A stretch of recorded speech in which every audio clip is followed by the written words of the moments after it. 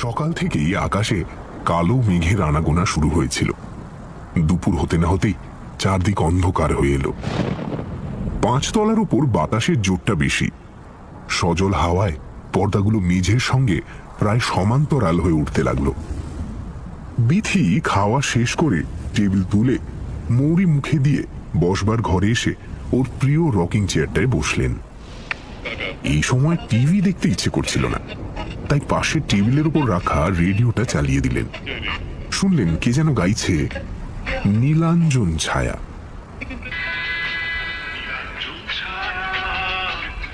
মনে মনে ভাবলেন আজ রাতেই তো গৌতম ট্যুর থেকে ফিরছে, কাজেই বিরহে আর বেশিক্ষণ থাকতে হবে না।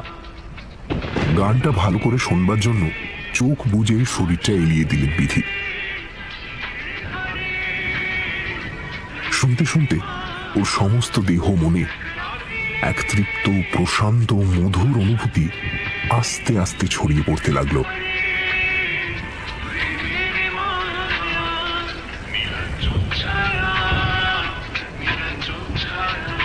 পাঁচতলার উপরে ভিজে মাটির গন্ধ আসে না, তবু যেন কল্পনায় তার ছেলেবেলাকার সেই অতি পরিচিত সুবাস বেল, জুঁই আর কেয়া ফুলের গন্ধে মিশে তার সমস্ত সত্তাকে অধিকার করে নিতে আরম্ভ করল। ঠিক যেমন হতো হরিমোহনপুরের সামারভিল কেমিক্যাল ওয়ার্কসের স্টাফ কোয়ার্টার্সে তার ছেলেবেলায়। এটা ভাবাই যায় না যে তার ছেলে মেয়েরা প্রফুল্ল কদম্ব বন যে কি বস্তু তা জানেই না। ঘন মেঘের ছায়ায় জামের বনে যে অন্ধকার গাঢ় হয়ে আসে, বাগান থেকে ভেসে আসে আশ্চর্য সুগন্ধ, সে সম্পর্কে তাদের কোনো ধারণাই নেই। তার মনে হতে লাগলো যেন তার জীবন থেকে সেই বেঁচে থাকার তীব্রতাটা কখনোই সম্পূর্ণভাবে হারিয়ে যায়নি। কলকাতার ধুলো ধোঁয়া, ট্রাম বাসের ঘড়ঘড়ানি আর অসংখ্য মানুষের ঠেলাঠেলি তার অস্তিত্বের সেই অংশটাকে কোনোদিনই মুছে ফেলতে পারেনি। এই চিন্তার মধ্যেই হঠাৎ প্রচন্ড বজ্রপাতের ডঙ্কা বাজিয়ে ঝমঝম করে বৃষ্টি নেমে এলো। বিথির মনে হলো এক্ষুনি যেন রান্নাঘরের টিনের চালের ওপর বৃষ্টির জল তরঙ্গের আওয়াজ ভেদ করে ভেসে আসা মায়ের গলায় শুনবেন, ওরে জানলাগুলো বন্ধ কর, বসে না থেকে বাইরের কাপড়গুলো তুলে নিয়ে আসতে পারছিস না? তোর বাবা তো একটা ছাতা নিয়েও যায়, ভিজে ঢোল হয়ে ফিরবে। হঠাৎ দরজার কর্কশ ঘণ্টির শব্দ বিথিকে একটা নিষ্ঠুর নাড়ায় হরিমোহনপুর থেকে উপড়ে এনে ফেলে দিল রাধা মাধব দত্ত রোডের 5 তলার ফ্ল্যাটে। এ সময় কে আসতে পারে? গৌতম তো রাতেই আসছে, এখন আবার কে এলো? চেয়ার থেকে উঠে দরজার আই হলে চোখ লাগিয়ে বিথি দেখলেন বাইরে একজন অপরিচিত ভদ্রলোক দাঁড়িয়ে রয়েছেন। তার পরনে নীল রঙের শার্ট, ছাই রঙের প্যান্ট, চোখে মোটা ফ্রেমের চশমা, মুখে কাঁচা পাকা ফ্রেঞ্চ কাট দাড়ি। একে কোনোদিন দেখেছেন বলে তো মনে হলো না। একটু বিরক্ত হয়েই বিথি বললেন, কে? বাইরে থেকে প্রশ্ন করা হলো, এটা কি মিস্টার গৌতম চক্রবর্তীর বাড়ি? হ্যাঁ, কিন্তু তিনি তো বাড়িতে নেই, কলকাতার বাইরে গেছেন, আজ রাত্রে ফিরবেন। আপনি বরঞ্চ কাল সকালে আসবেন। প্রশ্নকর্তা হাসলেন, বললেন, আমি তার সঙ্গে দেখা করতে আসিনি, আমার দরকার তার স্ত্রী বিথির সঙ্গে। তো তিনি বাড়িতে আছেন কি? আপনি কে? আমি শশাঙ্ক, হরিমোহনপুরের শশাঙ্ক শেখর মিত্র। বিদ্যুৎ স্পৃষ্টের মতো থরথর করে কেঁপে উঠলেন বিথি। কোনো কিছু চিন্তা করবার আগেই তার ডান হাতটা যেন উড়ে গিয়ে দরজার ছিটকিনি খুলে দিল। চেঁচিয়ে বললেন, আরে শশাঙ্ক দা, তুমি তুমি কোত্থেকে? এসো এসো এসো, ভেতরে এসো। এ কি দাঁড়িয়ে রেখেছো কেন? আবার চুলগুলো সব পেকে গেল কি করে? এ বাবা! নিজের গলার তীব্রতাটা তার নিজের কানেই কেমন যেন অস্বাভাবিক শোনালো। ভিজে জুতো পায়ে, এক হাতে একটা ব্রাউন রঙের চামড়ার ব্যাগ আর অন্য হাতে একটা ভিজে ছাতার জল ছড়াতে ছড়াতে ঘরে ঢুকলেন শশাঙ্ক। দরজার পাশে টেলিফোনের টেবিলের উপর ব্যাগটা রেখে হাসতে হাসতে বললেন, তোমার অনেক প্রশ্ন করবার আছে তো, আমি জানি, সব জবাব পাবে। আগে বলো, এই ভিজে জুতো আর এই ছাতাটা রাখবো কোথায়? বিথি সামান্য বিস্ফারিত চোখে শশাঙ্ককে দেখছিলেন। 43 বছর বয়স, অথচ এর মধ্যেই চুল দাড়ি বেশ পেকে গেছে, চোখে চশমা উঠেছে, তবে সেই অসাধারণ স্বাস্থ্যটি অটুট রয়েছে, টোল খায়নি একেবারেই। হরিমোহনপুরের দিগন্ত বিস্তৃত ধানের ক্ষেতের আলের উপর দিয়ে হো হো করে দৌড়ানো, ক্যানালের জলে সাঁতার কাটা, আম গাছে উঠে ঘুড়ি পাড়া, আর বড় দরগার রুক্ষ মাঠে সারা বছর ফুটবল খেলা যে স্বাস্থ্য তৈরি করে দেয় তাকে নষ্ট করা সহজ ব্যাপার নয়। শশাঙ্কর প্রশ্ন শুনে বিথি বললেন, হ্যাঁ, 1 মিনিট দাঁড়াও, ব্যবস্থা করছি। বলে বাথরুমের দিকে রওনা হলেন। হঠাৎ তার ইচ্ছে হলো ছেলে মানুষের মতো দৌড়ে যেতে, কিন্তু পারলেন না। দেখলেন পায়ে পা জড়িয়ে যাচ্ছে। বাথরুম থেকে একটা লাল প্লাস্টিকের বালতি এনে শশাঙ্কর পায়ের কাছে নামিয়ে দিয়ে বললেন, একটা কাজ করো, ভিজে জুতো জোড়া আর এই ছাতাটা এর মধ্যে রাখো। জুতো আর ছাতা বালতিতে রেখে শশাঙ্ক হাসতে হাসতে একটা সোফায় গিয়ে বসলেন। বললেন, কত বছর বাদে দেখা হলো বলো তো? 20 বছর তো হবেই। বলে সামনে সেন্টার টেবিলের উপর পা তুলে দিয়ে ভালো করে হেলান দিয়ে বসে দীর্ঘ নিঃশ্বাস ফেলে বললেন, এবার তোমার কি কি প্রশ্ন করবার আছে করে ফেলো, তারপরে আমি আমার প্রশ্নমালা বের করব। আমার আর কি প্রশ্ন? কোথায় আছো, কি করছো, ছেলেপুলে কটি, কি করে তারা, এই তো আর কি। বেশ, তোমার প্রথম প্রশ্নের উত্তর, আমি গৌরদাস লাহা রোডে হিমশিখর অ্যাপার্টমেন্টে, এখান থেকে খুব একটা দূরে নয়, একটা ফ্ল্যাট কিনেছি সেখানে, বছর খানেক হলো। দ্বিতীয় প্রশ্নের উত্তর, রুগী মারছি আর পয়সা কামাচ্ছি, হিমশিখরের একতলাতেই আমার চেম্বার। তৃতীয় প্রশ্নের উত্তর, ছেলেপুলে নেই কারণ বিয়ে করিনি। বিয়ে করনি কেন? এই প্রশ্নের উত্তর তো তোমার না জানার কথা নয় বিধি। হরিমোহনপুরকে যদি ভুলে গিয়ে থাকো তাহলে অবশ্য আলাদা কথা। হরিমোহনপুরকে ভুলিনি শশাঙ্কদা, ভোলা সম্ভব না, কিন্তু তার জন্য বাধা দিয়ে শশাঙ্ক বললেন, এর মধ্যে কোনো কিন্তু নেই বিধি, যা হবার নয় তা হয়নি। কটা বছরই বা ছিলুম বিলেতে? 3 বছর, তার বেশি তো নয়। সেই 3 বছরের প্রত্যেকটা দিন আমি বেঁচে থাকতে পেরেছি কেবল হরিমোহনপুরের স্মৃতিটাকে বুকের ভেতর আঁকড়ে রেখে। প্রচন্ড শীতে সেই আমাকে জুগিয়েছে উত্তাপ, নিঃসঙ্গতায় প্রাণ ভরানো গান, ক্লান্তিতে নতুন করে লড়াই করার উদ্যম।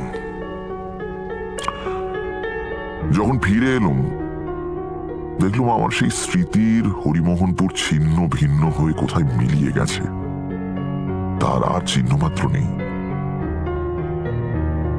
জানো, তোমার যে বিয়ে হয়ে গেছে সে খবরটা পর্যন্ত আমাকে কেউ দেয়নি। বিথির গলার কাছে কি যেন একটা কঠিন জিনিস আটকে আছে, গলা দিয়ে স্বর বেরোতে অসুবিধে হচ্ছে, নিঃশ্বাস বন্ধ হয়ে আসছে। কোন রকমের ঢোক গিলে সেটাকে একটু নিচে নামিয়ে বিথি বললেন, ওরা কেউ জানতো না শশাঙ্কদা, মা কাউকে জানায়নি। তুমি বিলে যাবার 10 দিনের মধ্যেই বাবা অ্যাক্সিডেন্টে মারা গেলেন, আর সেই আঘাতে মা কিরকম যেন কিংকর্তব্য বিমোড়া হয়ে গেল। আমি ভাবতেও পারিনি যে তার 1 মাসের মধ্যে সমস্ত টাকা পয়সা বুঝিয়ে দিয়ে সামারভিল কেমিক্যাল আমাদের ঘাড় ধরে বাড়ি থেকে বের করে দেবে। আমরা তখন অকুল পাথারে, আর 1টা মাস থাকবার অনুমতির জন্য হেন লোক নেই যার কাছে আমরা দরবার করিনি জানো। কিন্তু লাভ হয়নি কিছুই। কেউ এগিয়ে এসে একজন সামান্য সুপারভাইজারের স্ত্রী আর মেয়েকে সাহায্যের হাত বাড়ানোর প্রয়োজন মনে করেনি। এমনকি কিছু বাড়তি মালপত্র কয়েকদিনের জন্য রাখার দায়িত্ব পর্যন্ত কেউ নিতে চায়নি। ফলে মালপত্র নিয়ে আমরা যখন হাওড়া স্টেশনে এসে নামলাম তখনও জানি না কোথায় গিয়ে উঠব। সেই রাগে মা হরিমোহনপুরের সঙ্গে সমস্ত সম্পর্ক ত্যাগ করেছিল। আমি এরকমই কিছু অনুমান করেছিলাম, কিন্তু তোমার যখন বিয়ে ঠিক হলো তখন তুমি একবার হরিমোহনপুরে আমার বাবা মার কাছে গেলে না কেন? গিয়েছিলাম শশাঙ্কদা, গিয়েছিলাম। সব লাজ লজ্জা বিসর্জন দিয়ে গিয়েছিলাম। ওরা আমার সঙ্গে খুবই সস্নেহ ব্যবহার করেছিল, কিন্তু তোমার ঠিকানা দেয়নি। বলেছিল হারিয়ে গেছে। এরপর আমার আর কিছুই করবার ছিল না শশাঙ্কদা, কিচ্ছু করার ছিল না।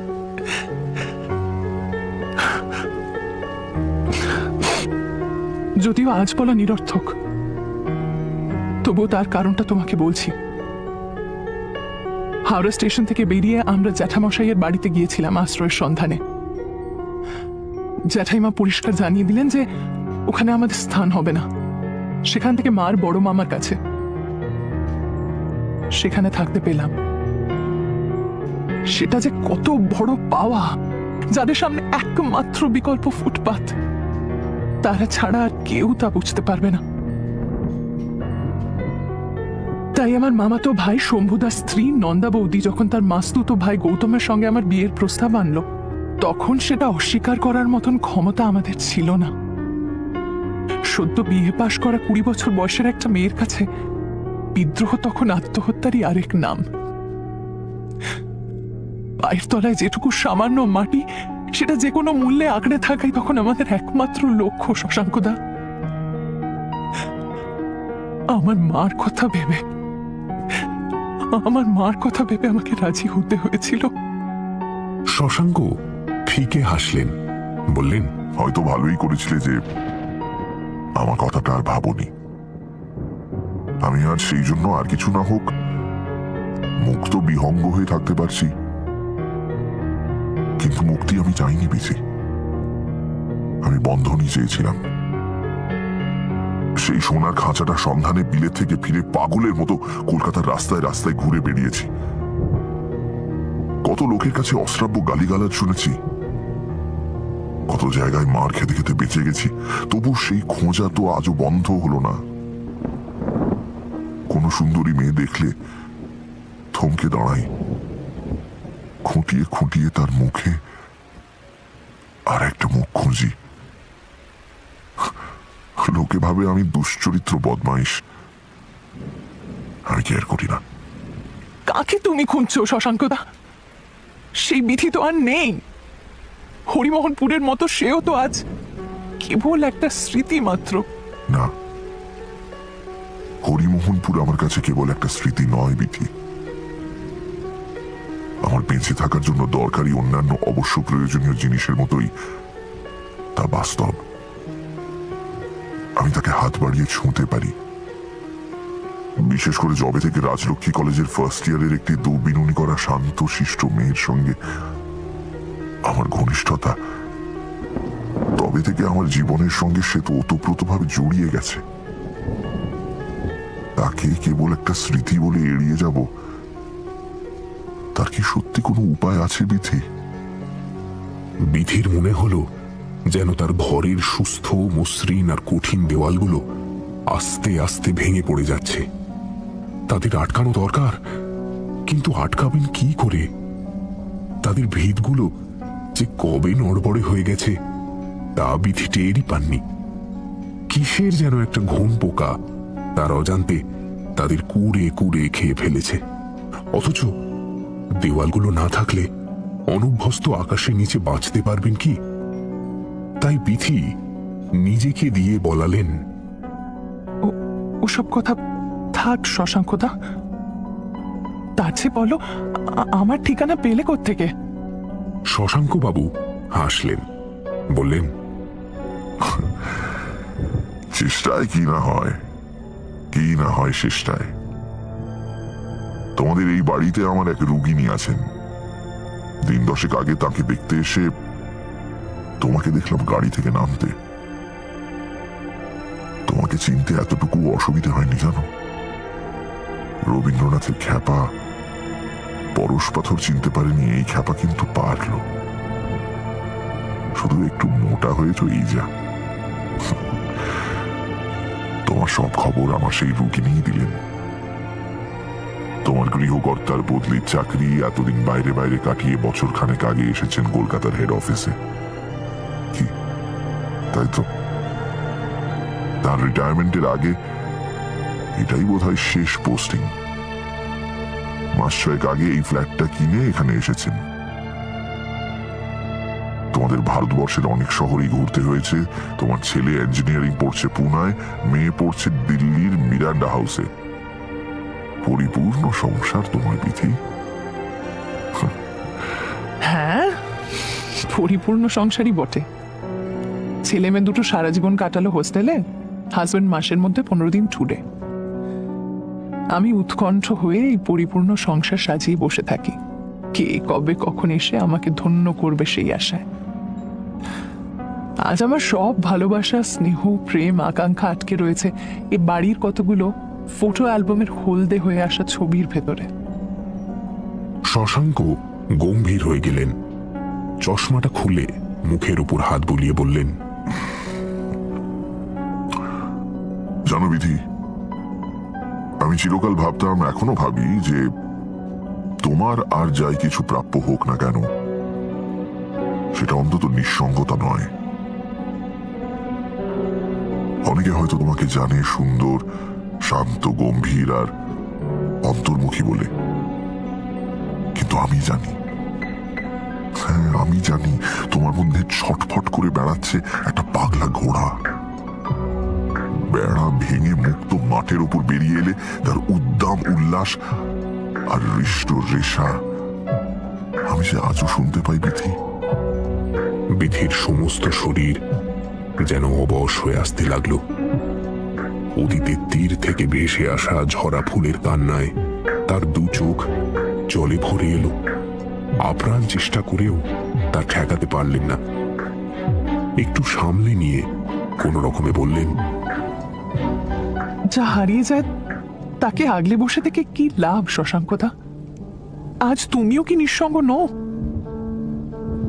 আমিও তো জানি যে তোমার ওই শিক্ষিত, সভ্য, ভদ্র, পরিচ্ছন্ন উপরের খোলসার ভেতর একটা আদিম, বন্য, হিংস্র মানুষ লুকিয়ে রয়েছে, যে সবকিছু নিষ্ঠুরভাবে কেড়ে নেয়, ভাসিয়ে নিয়ে যায় বাঁধ ভাঙা বন্যার মতো। আজ তো সে সবই পুরনো কথা।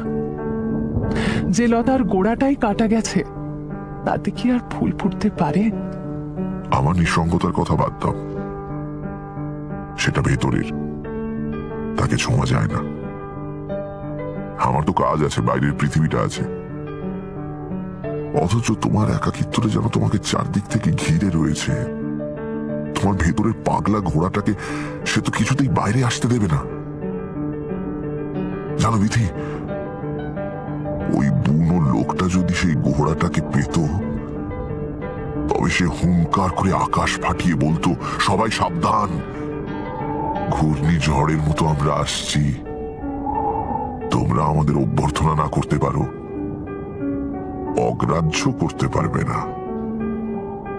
শশাঙ্ক সেন্টার টেবিল থেকে পা নামিয়ে উঠে দাঁড়ালেন। বিধির কাছে এগিয়ে এসে ওর আর্দ্র মুখটা দু হাতে উঁচু করে তুলে ওর ঠোঁটের উপর একটা চুম্বন স্থাপন করলেন। কোনো বাধা দিতে পারলেন না বিধি, অথবা দিলেন না। ব্যাপারটা আকস্মিক হলেও তার মনের অনেকটা গভীরে বোধহয় অপ্রত্যাশিত ছিল না। কিছুক্ষণ বাদে একটু সরে গিয়ে জানলার সামনে গিয়ে দাঁড়ালেন শশাঙ্ক। যেন বৃষ্টির দৃশ্য দেখতে দেখতে বললেন,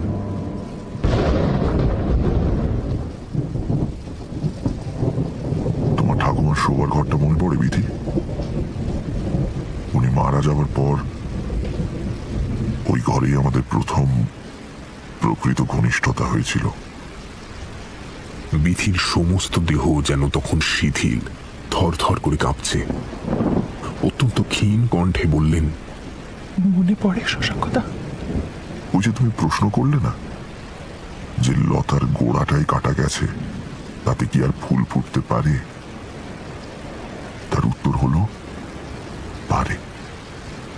সেটা মনের ব্যাপার, বাগানের নয়।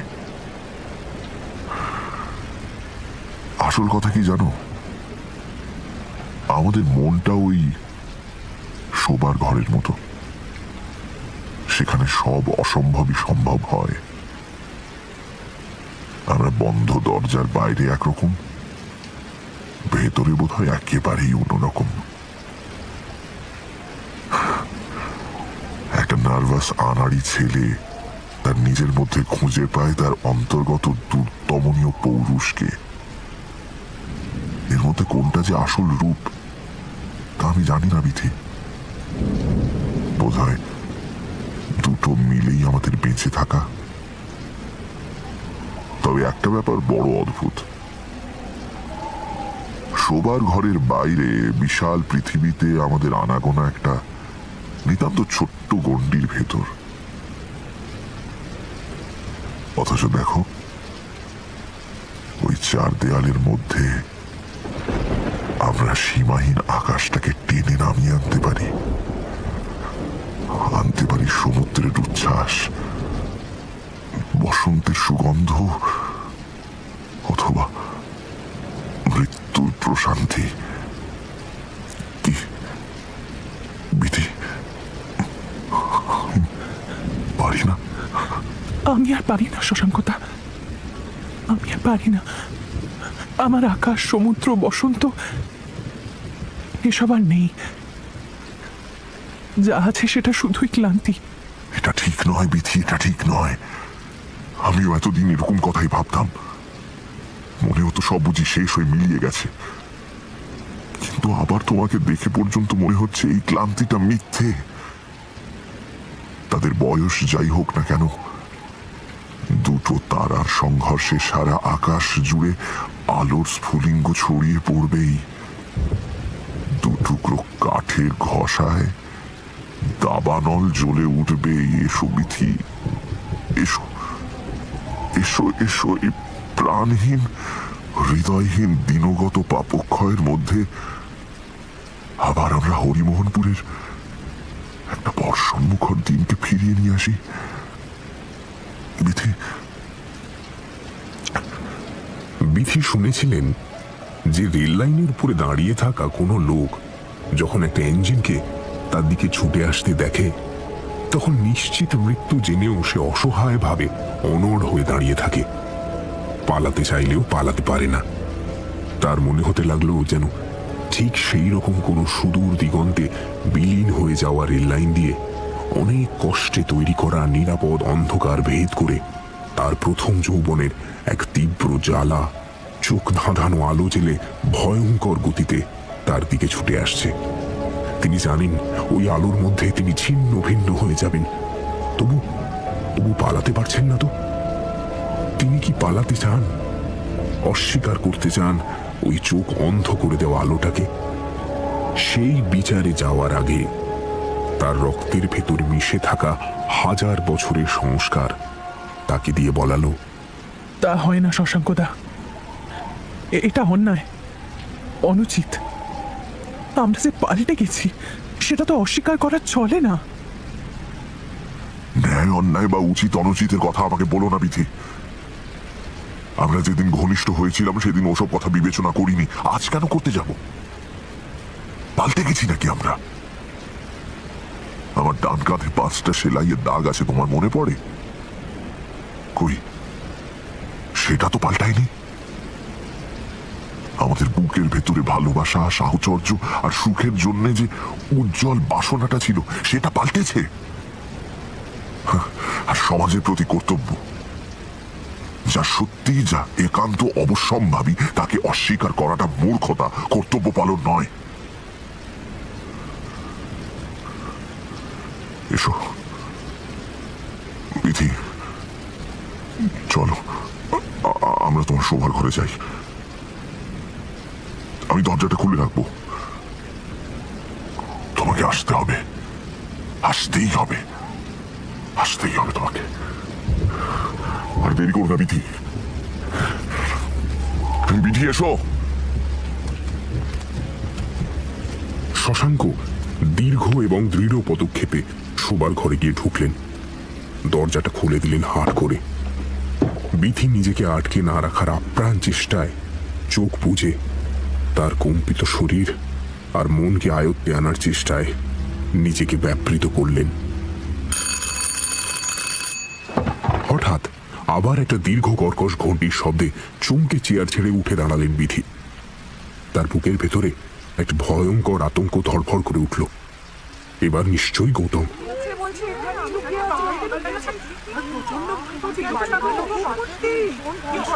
কিন্তু দরজার বাইরে যেন অনেকগুলো মেয়েলি গলায় উত্তেজিত কোলাহল শুনলেন।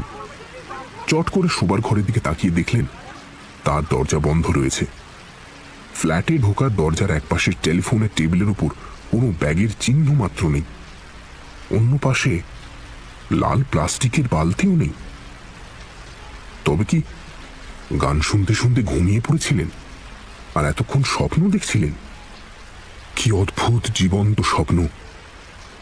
এখনো যেন তার মুখের উপর একটা সুগন্ধি মুখের স্পর্শ লেগে রয়েছে। দীর্ঘ নিঃশ্বাস ফেলে আঁচল দিয়ে মুখ মুছে দরজা খুললেন বিধি।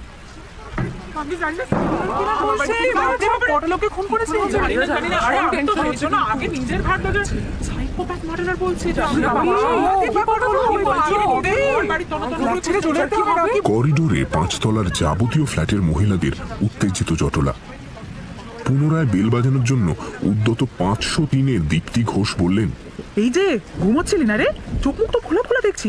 আর কখন থেকে বেল বাজাচ্ছি? এদিকে এ বাড়িতে যে কত ভয়ঙ্কর সব ঘটনা ঘটে যাচ্ছে তার খোঁজ রাখিস? বিধি আশ্চর্য হয়ে বললেন, ভয়ঙ্কর ঘটনা? কি হয়েছেটা কি? আরে একটা মারাত্মক খুনি এ বাড়িতে ঢুকে পড়েছে। এক গাদা পুলিশ সারা বাড়িটা ঘিরে ফেলেছে। এখন প্রত্যেক ফ্ল্যাটে ফ্ল্যাটে ঢুকে তল্লাশি চালাচ্ছে। 506-এর আলপনা মৈত্র চোখ গোল গোল করে বলল, হ্যাঁ গো, লোকটা নাকি সাইকোপ্যাথিক মার্ডারার। আমার ননদ একটু আগে কলেজ থেকে ফিরেছে, নিচে থেকে শুনে এসেছে। এই কথার মধ্যে ভিজে ছাতা ঝাড়তে ঝাড়তে লিফট থেকে বেরোলেন 508-এর রণদেব হাজরা। বছর দুয়েক হলো চাকরি থেকে অবসর নিয়েছেন। বেরিয়েই ভিড় দেখে বললেন, এ কি, আপনারা সবাই এখানে দাঁড়িয়ে রয়েছেন কেন? যান যান, যে যার ফ্ল্যাটে চলে যান, এক্ষুনি পুলিশ এসে পড়বে। আলপনা বলল, যাচ্ছি যাচ্ছি মিশমশাই, তবে আগে শুনি আপনি নিজের থেকে কি শুনে এলেন। তিস্তা বললো লোকটা নাকি সাইকোপ্যাথিক মার্ডারার। আমি নিচে ডিটেকটিভ ডিপার্টমেন্টের 2জন অফিসারের কাছ থেকে যা শুনে এসেছি বলছি। ভিড়টা রণদেবের চারদিকে ঘন হয়ে এলো। রণদেব বললেন, আমিও তাই শুনলাম। লোকটা ডাক্তার, ডিগ্রি আছে, হার্ট স্পেশালিস্ট আর সাক্ষাৎ শয়তান। রুগীদের বাঁচানোর চেয়ে মারার দিকেই তার ঝোঁকটা বেশি। অন্তত 2জন রুগী আর 6জন রুগী নিয়ে যারা সঙ্গে কাউকে না নিয়ে একা তার হিমশিখর অ্যাপার্টমেন্টে চেম্বারে গিয়েছিলেন তারা নাকি নিখোঁজ। এদের সকলেরই জীবনের ইতিহাস আবার এমনই যে ডাক্তার দিব্যি তার আড়ালে আশ্রয় নিয়ে বেঁচে গেছে। সে নাকি মিষ্টি মিষ্টি কথা বলায় মহা ওস্তাদ। এদের দুর্বলতার সুযোগ নিয়ে ভুলিয়ে ভালিয়ে যখন চেম্বারে কেউ নেই নিয়ে এসে খুন করেছে। পরে তাদের কয়েকজনের মৃতদেহ কলকাতার বাইরে বিভিন্ন জায়গায় পুলিশ আবিষ্কার করে। এই প্রথম স্ত্রীও নিখোঁজ। ডাক্তার বলছে সে নাকি তার প্রেমিকের সঙ্গে পালিয়েছে, তবে পুলিশের ধারণা অন্যরকম। 2 নম্বর স্ত্রী আর তার মাকে তো একেবারে গলাকাটা অবস্থাতেই পাওয়া যায় নৈহাটি স্টেশনের রেল লাইনের ধারে। কিন্তু ডাক্তার এমন অকাট্য অ্যালিবাই তৈরি করে যে পুলিশ তাকে ছুঁতেই পারে না। 3 নম্বরটা শুনলাম নাকি এখনো টিকে আছে। আজ সকালে বেটা একজন রুগিনীকে চেম্বারে নিয়ে তাকে ধর্ষণ করেছিল। পরে অবশ্যই তাকেও হারিয়ে যেতে হতো, তা সেই সময় একজন ইলেকট্রিশিয়ান ঘটনাটা দেখে ফেলে। সে গিয়ে সেই কমপ্লেক্সের সবাইকে জানায়, সঙ্গে সঙ্গে পুলিশকেও খবর দেওয়া হয়। দীপ্তি বললেন, তো ওখান থেকে সবাই মিলে আমাদের এখানে চলে এলো কি করে? যত ঝামেলা। আরে আগে শুনুন তো। ডাক্তার বিপদ আঁচ করে ফেলে, পুলিশ তো অনেকদিনই তককে তককে ছিল। তারা হুড়মুড় করে এসে পড়ে দেখে এসে গাড়ি নিয়ে পালাচ্ছে, তারাও তখন তার পেছনে ছোটে। লোকটা তখন উপায়ান্ত না দেখে এখানে ঢুকে এসে গাড়ি থেকে নেমে বাড়ির ভেতর চলে যায়। পুলিশও সঙ্গে সঙ্গে বাড়ি ঘেরাও করে ফেলে, তার সব পালাবার রাস্তা বন্ধ করে দেয়। অতএব এমন ইঁদুর কলে পড়ে লোকটা এখনো যে বাড়িতে আছে তাতে কোনো সন্দেহ নেই। আপনাদের কর্তব্য হলো নিজের নিজের ফ্ল্যাটে গিয়ে পুলিশের অপেক্ষা করা, আর যতক্ষণ না তারা আসছে ততক্ষণ দরজা বন্ধ করে রাখা। বুঝেছেন? এবার যান যান, ভিড় বাড়াবেন না, যান।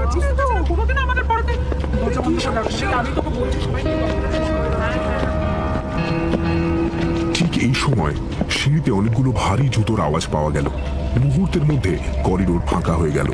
কেবল তার ফ্ল্যাটের খোলা দরজার সামনে স্তম্ভিত বিধি প্রস্তর মূর্তির মতো দাঁড়িয়ে রইলেন। উদ্যত রিভলভার হাতে একজন পুলিশ অফিসার সিঁড়ি দিয়ে উঠে এলেন, সঙ্গে তার 3জন রাইফেলধারী কনস্টেবল। সামনেই বিধিকে দেখে তড়বড় করে বলে গেলেন, ম্যাডাম, আপনার ফ্ল্যাটে কি ব্লু শার্ট আর গ্রে ট্রাউজার্স পরা, মাথায় কাঁচা পাকা চুল, মুখে সেই রকম ফ্রেঞ্চ কাট দাড়ি, চোখে চশমা আর হাতে ডাক্তারের ব্যাগ নিয়ে শশাঙ্ক শেখর মিত্র বলে কোনো লোক একটু আগে এসে ঢুকেছে? নিঃশব্দে ভাবলে সে মুখে যন্ত্রচালিতের মতো হাত তুলে তার শোবার ঘরটা দেখিয়ে দিলেন মিথি।